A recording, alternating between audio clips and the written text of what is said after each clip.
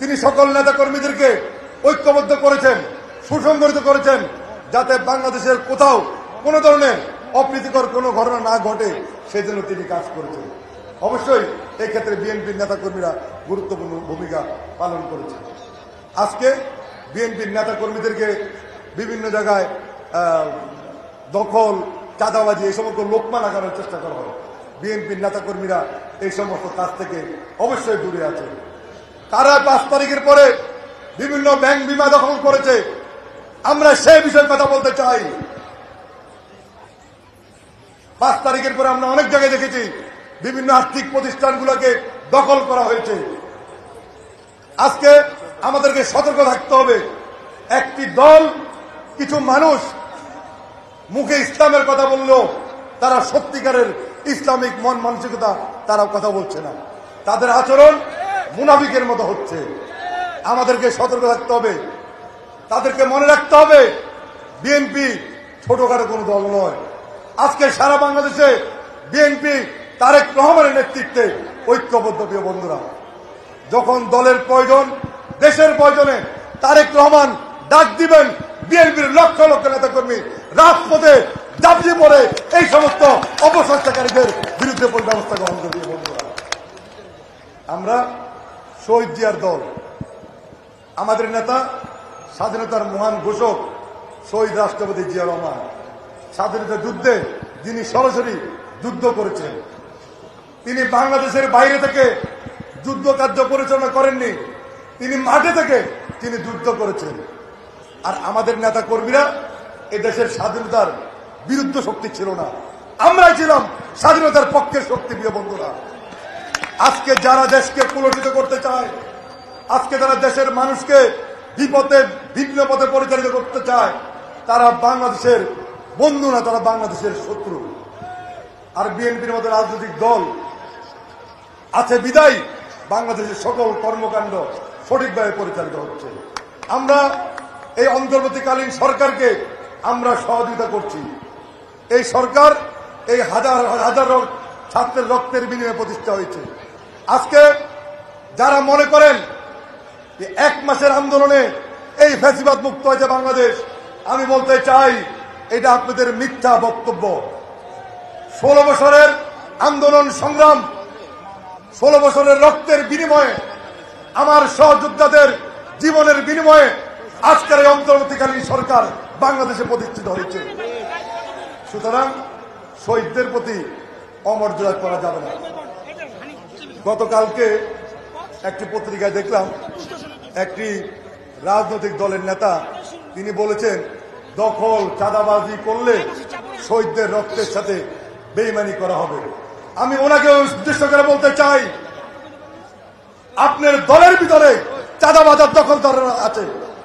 আপনারা সারা বাংলাদেশের বিভিন্ন আর্থিক প্রতিষ্ঠানগুলা দখল করে মানুষের সামনে মিথ্যা বক্তব্য দিচ্ছেন। আপনারা বিএনপি কোন আর্থিক প্রতিষ্ঠান দখল করে নাই, বিএনপি কোন ব্যাংক বিমা দখল করে নাই, বিএনপি কোন হাট বাজার দখল করে নাই। দখল যারা করছে তারাই আজকে মিথ্যা বক্তব্য দিয়ে মানুষকে বিভ্রান্ত করার চেষ্টা করা হচ্ছে। আজকে আমাদের ঐক্যবদ্ধ থাকতে হবে। আমাদের যে 31 দফা, সেখানে ঐক্যের প্রতি গুরুত্ব দেওয়া হয়েছে। তাই বন্ধুরা, আপনাদের বলতে চাই, আসুন আমরা ঐক্যবদ্ধ থাকি। ঐক্যবদ্ধ থাকতে হবে, সকলকে একসঙ্গে কাজ করতে হবে।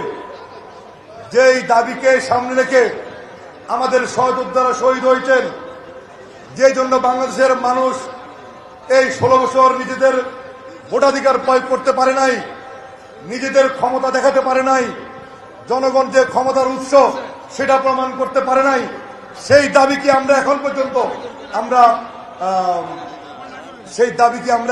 আদায় করতে পেরেছি? আমরা পারি নাই। আমাদের সুষ্ঠু নির্বাচন করতে হবে। সুষ্ঠু নির্বাচনের জন্য যদি আমাদের রাজপথে আন্দোলন সংগ্রাম করতে হয়, আমাদের সেটাই করতে হবে। আজকে অনেকে বলেন যে বিএনপির নেতা কর্মীরা নির্বাচনের জন্য পাগল হয়ে গেছে। আর বিএনপি কেন নির্বাচনের জন্য পাগল হবে? বাংলাদেশের জনগণ নির্বাচনের জন্য অতি আগ্রহে মানুষ তাকিয়েছে। ক্ষমতার মালিক তো জনগণ, ক্ষমতার মালিক জনগণ। জনগণ যাকে চাবে রাষ্ট্রীয় ক্ষমতায় বসাবে, সেই দল রাষ্ট্রীয় ক্ষমতায় গিয়ে একটি গণতান্ত্রিক পরিবেশে বাংলাদেশকে আগামী দিনে উন্নয়নের ধারা এগিয়ে নিয়ে যাবে। এটাই তো স্বাভাবিক।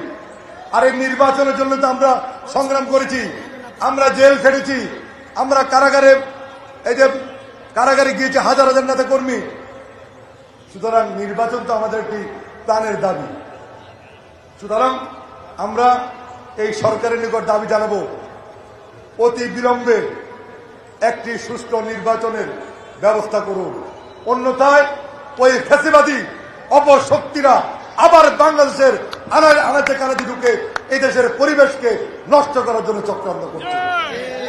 সুতরাং একটা রক্তের বিনিময়ে যে গণতন্ত্র, যে অন্তর্বর্তীকালীন সরকার, সুতরাং আমরা তো এই ফ্যাসিবাদদেরকে আবার বাংলাদেশের রাষ্ট্রীয় ক্ষমতা এনে বাংলাদেশের রাজনীতি এসে আবার তারা দেশকে কুলসিত করবে, এই দেশের রাজনীতিকে নষ্ট করবে, সেটা তো আমরা হতে দিতে পারি না।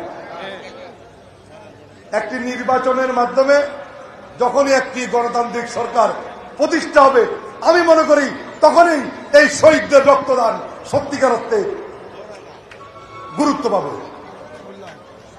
তাই বন্ধুরা, বক্তব্য দীর্ঘায়িত করব না। এই 31 দফার আলো ঢাকা মহানগরীর প্রতিটি অলিতে গলিতে ঘরে ঘরে এই 31 দফা পৌঁছিতে হবে।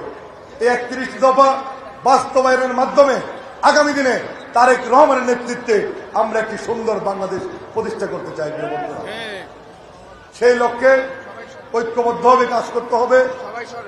যদি কেউ কোন ধরনের অপকর্মে জড়িত থাকি, তার থেকে আমাদেরকে দূরে সরে আসতে হবে। মনে রাখতে হবে, ফ্যাসিবাদরা যা করেছে, এই খুনি শেখ হাসিনার দোসররা বাংলাদেশের রাজনীতিতে যা করেছে, তার থেকে আমাদের প্রত্যেককে দূরে থাকতে হবে এবং সতর্ক থাকতে হবে। তাহলে শহীদ জিয়া যে বাংলাদেশ প্রতিষ্ঠা করতে চেয়েছিলেন, ইনশাল্লাহ তারেক রহমানের নেতৃত্বে সেই বাংলাদেশ প্রতিষ্ঠা করে বাংলাদেশের মানুষকে আমরা উপহার দিয়ে পারব।